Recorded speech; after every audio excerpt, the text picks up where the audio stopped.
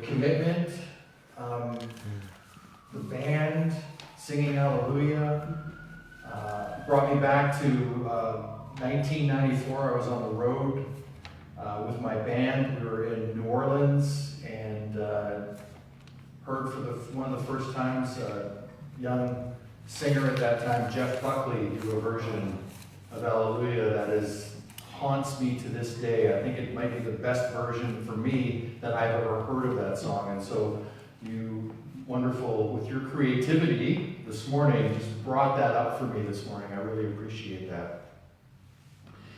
I'm kind of stuck on this idea of creativity, and I think that it's almost like I come up here to speak because I actually need to hear what I'm going to say. I don't really, I honestly, it very rarely has, as a matter of fact, I would say it never comes from me as like, oh, people need this. I don't know what anybody needs. I kind of just know what I need, and then I get this great opportunity to get up in front of people and share my thoughts and my experiences. And in Unity, we have something known as the 12 powers, and one of those powers is the power of power, which comes from our throat. It's our ability to speak into the universe. It's our ability to speak words, and that's our creative force. Because everything that you see, everything here that you see, this building we're in, the musicians' equipment, the wonderful video equipment that we have, it's all been thought up twice. Right? Once in here, and then we put it into action in the world. And that's really what I think of speaking, is that's our ability to put out there into the world who we are, what we believe, what we want to stand for. And have you noticed that when you speak words out, you actually get the opportunity to refine it, right? It's almost like when it comes out of your mouth, you go, ooh, that didn't quite nail it. I think I meant more like this, or it did. And you're like, yes, this is exactly how I feel about something. And this is why I'm going to go off a little bit here on why listening is so important. Because when we truly listen to another person and we play back for them what we heard. Have you ever done that? Have you ever been sitting with somebody and they say something and you say, oh, I think I heard this, and they go, no, it wasn't quite that. And they get the opportunity again to rephrase what they said so that maybe you can understand that a little better. And really what you're witnessing right in front of you is somebody creating something for you. They are sharing something for you that you have the opportunity to hear and listen. And if you're like me, there's probably been a lot of times in your life where you're just sitting there waiting to say the next thing. Right? And we're not really listening. We're not really in that place of conversation. And that really came up for me as you played Hallelujah this morning, because I could have sat there and compared it to every other version of the song that I've heard. And instead, I made the choice to just listen and be in your creative genius. The way you gentlemen played that this morning was the way you play it in that moment. And it was beautiful. And that was creativity right in front of us, wasn't it? Yes. Yeah, we got to witness that. And as witnesses to it, didn't we feel that within ourselves? I found myself just swaying and singing with them because I became so united with their source of creativity. I was a little hesitant coming here on some ideas because I'm not sure what people believe or don't believe. And you mentioned the word God earlier, or universe, or source, or creator, whatever word we want to use. And I was listening to something recently, I think it was Anthony DeMello. Anyhow, doesn't matter. What matters is what he said. And he said that as humans, we have this idea of language. And so everything we do, we want to fit into that language. And the challenge with something like, with an idea such as God or universe or creator, source, whatever we want to name it, is we actually don't have the language for it. And so we end up limiting it by trying to name it, by trying to explain it. And I've come to the place now in my life where I don't have the language. Somebody says to me, what is God to you? It's like, I don't know. I really don't have the language for it. When I was a kid, I was raised in a Catholic household, and we went to church every Sunday. As a matter of fact, my dad had 2 laws in the house. I call them laws. They were the laws of Dad. There was 2 laws in the house. One was you go to church on Sunday with the family, and the second one is you respect my wife, your mother, period. I could talk back to him, I could say whatever I wanted to him, but when it came to Mom, that was offside in his world. And that was really how he raised us. And his rule around going to church on Sunday was, as soon as you don't want to go to church on Sunday, there's the door. And at 18, I was like, hey, guess what? I was at the door already going, I don't want to go to church on Sunday anymore, so I know the rule. And so really, from the time I was 18 till about 7 years ago, I never stepped into a spiritual center. I believed in the Star Wars philosophy. There was the Force and the dark side, and I choose the Force. That was sort of it. So I always kind of believed, like, hey, let people do what they want to do. As long as they're not hurting themselves or hurting anybody else, what business is it of mine? Right? Like, really, it's got nothing to do with me. And then, just to give you a little backstory, I came across A Course in Miracles, which my wife picked up from the Unity Center in Nanaimo, which we had just moved there from Vancouver. We moved about 1.5 kilometers away from it. I'd never heard of Unity. And she brought home A Course in Miracles, and about 6 months later, I started to read it. And after reading it, it took me a year. Has anybody ever tried to read A Course in Miracles? Like, oh my, it's like some days you read like 3 sentences, and then you're like, I have no idea what I just read. And so you read it again, and maybe you go, I still have no idea what I just read. I'm not even going to try any longer, and just put it down, right? So it took me a year to get through it. And when I finished, I asked her where she got it from, and she said she got it from the Unity Center. And I said, well, I'm going to go this Sunday if you'd like to come. And she did, and we went, and I've been going ever since. And 6 months after I started going there, I decided, I think I want to be a minister, which is crazy. Why would anybody want to do that? But truly, I love it because even though I was a musician prior to, and I had a creative, bone in my body, so to speak, I never understood the real power of creativity. The real, when I read Genesis now, and I do read scripture, when I read Genesis, I don't read it from a place of, oh, there's a God. I read it from a place of, that is us. We have that force within us.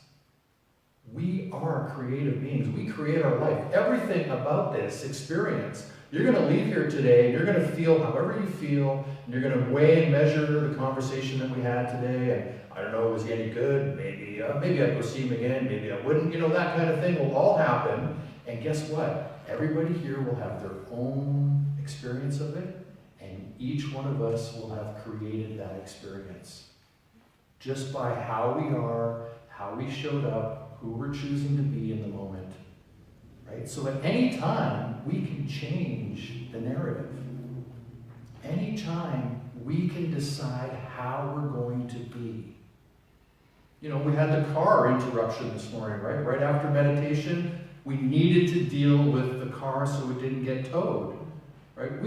People could have been like, wait, about it, right? We all could have done that.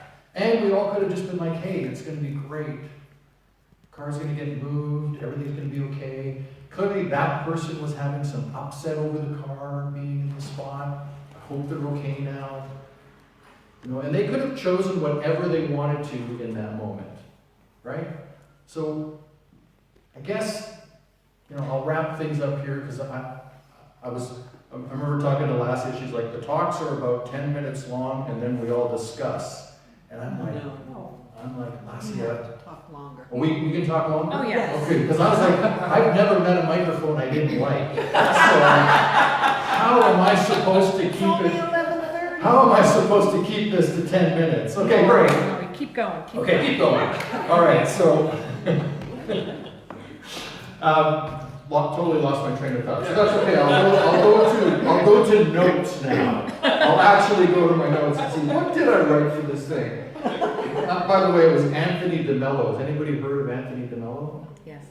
Yeah, he was like he was born in India, and he speaks a lot about Buddha and Hindu scriptures, but he's a Jesuit priest. So he has this incredible ability to pull from a whole different world of experience around wisdom teachings and I guess history of religions in the world. And it's amazing. I've only just discovered him. And it was on Insight Timer. Does anybody here do Insight Timer? Use Insight Timer? Yeah? Okay, for those that don't know, Insight Timer is an app that you can get on your phone. And it is a meditation app. And there's teachers on there who do live sessions, or they do talks or meditations and upload them, and there's musicians, so you can hear all kinds of spiritual music on there and things. And there's, I think now 27 or 28 million worldwide that use this app. So at any time when you're on there, you can see that you're meditating with, like I think this morning when I was on there, I was meditating with 547,000 other people at the same time. Which is kind of cool, right? It's like, wow. Huh? And guess what?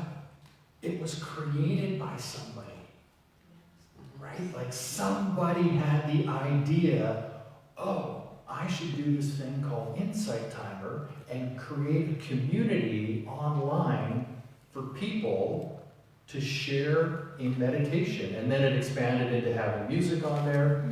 And then in, I think December of 2019, they tried their first live sessions where you could go live and have, carry on a conversation or do a meditation. I've been teaching on there since 2017, I think. And so I've now done almost 300 live sessions on Insight Timer. Which for me, so if you take this back into my own experience of life and being creative, when I decided to become a minister, I had this coach that I hired. Her name is Martha Creek, and she's from Kentucky. So she speaks with that Kentucky kind of speaking, and so I said, I just was allowed into the ministerial school, and I really don't know what to expect. And she goes, Thomas, honey, my bad, Martha Creek here, but they're going to want you to do a whole lot of things. Some things you're probably not going to want to do them. Just do them so you can get through. And then when you're done, then you do what you're here to do. And that was, for me, who's a fighter, that was the perfect words, because then I just knuckled down and did what was in front of me till I got ordained. My mother named me Thomas. Do you know who after? Doubting Thomas. And then she told me that over and over and over again. I named you after Doubting Thomas. And then she wondered why I doubted all the time. Funny, right? We get these things planted in our heads by other people, and then, we have to work on kind of removing those things. So one of the great gifts that I got from Unity was the ability to, another Unity power, is the ability to release. So when I entered ministerial school, I had to do this spiritual and emotional intelligence questionnaire, and then have a meeting with the instructor. So I filled it all out. It came back, it was so funny, these things were measured from 0 to 5. And my spiritualness came back at 0. It's like, wow, how did I get in? It's not really so the way the scale works though is that you climb these levels and then you start at 0 again and you get to 5 and then maybe you're at a new level and you start at 0 again. Anyhow, I didn't know that. I just thought, wow, my spiritualness is 0. I got some work to do. So one of the things I wrote down was, they asked the question, did you have a religion as you were growing up? And I was like, yes, I was raised in a Catholic household.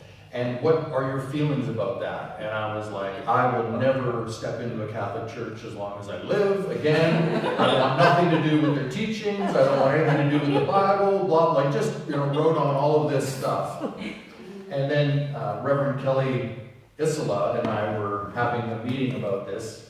And she goes, so let's just talk about that a little. So again, I expressed my feelings. And she goes, don't you think it's funny that you're asking to be a minister in a unity faith which bases itself off of metaphysical interpretations of the Bible?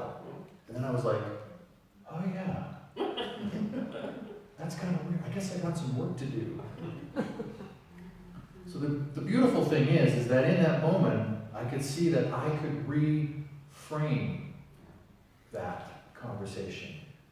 That I don't have to adapt that story. I can actually let that go and begin a new story, a new relationship with what does Scripture mean to me? What does the Bible mean to me? And that is really what metaphysical interpretation is. Metaphysical, the easiest way to think of it is, how does this show up in me? How does this show up in me? And so I'll give you a quick example of how we could do that. So perhaps you've heard of fundamental Christianity. They're pretty adamant that Jesus is our Savior and that we need to give over, right? There's a whole story there, and I'm not saying it's right or wrong. That's what they believe. And so I would be in the question of Jesus saves. What does that mean? Thinking I have to give over. But then I thought about it recently, and I was thinking, after all of my studying, I realized that unity is really based on practical Christianity.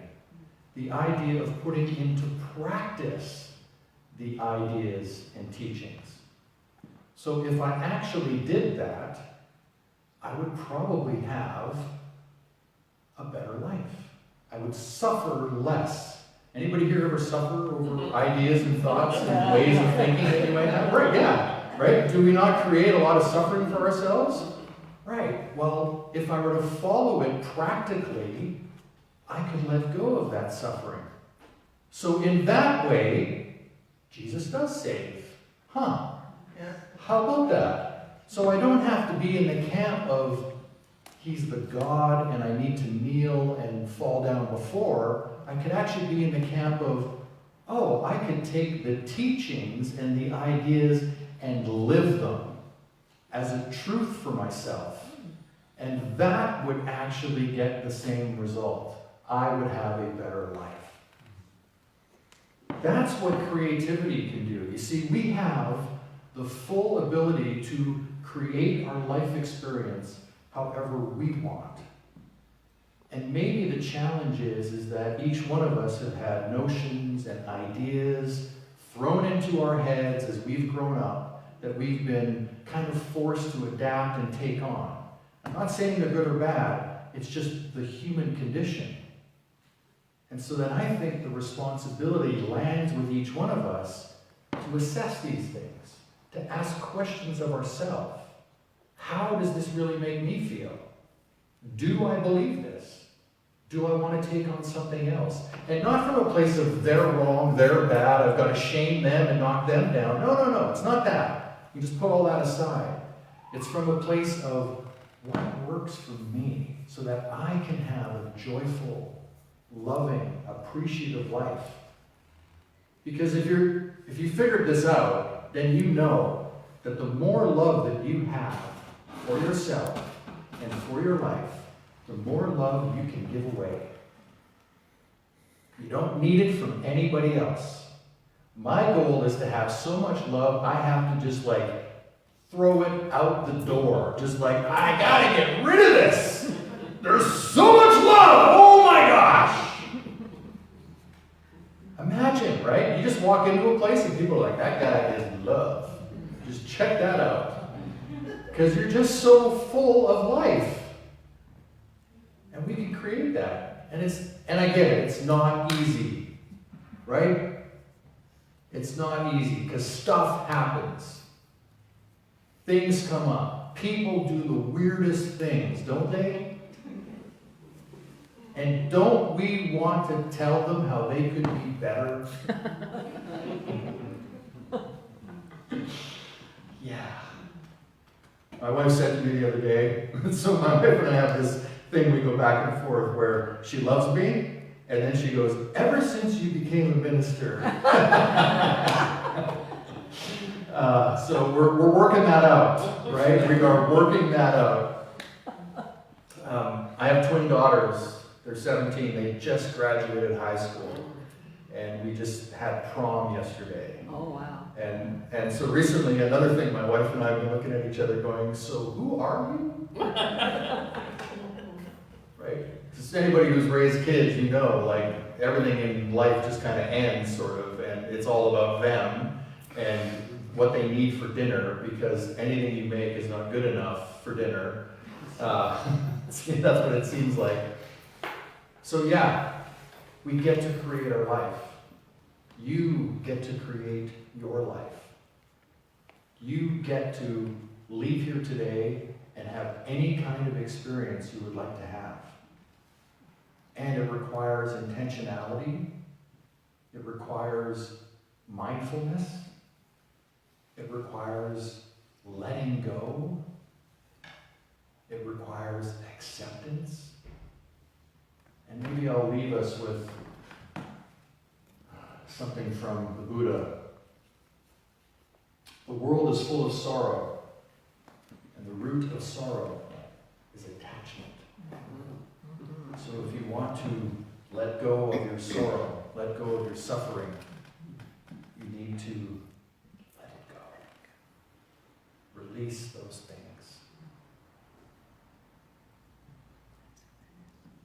Have you ever had a conversation with somebody and they said something you didn't like?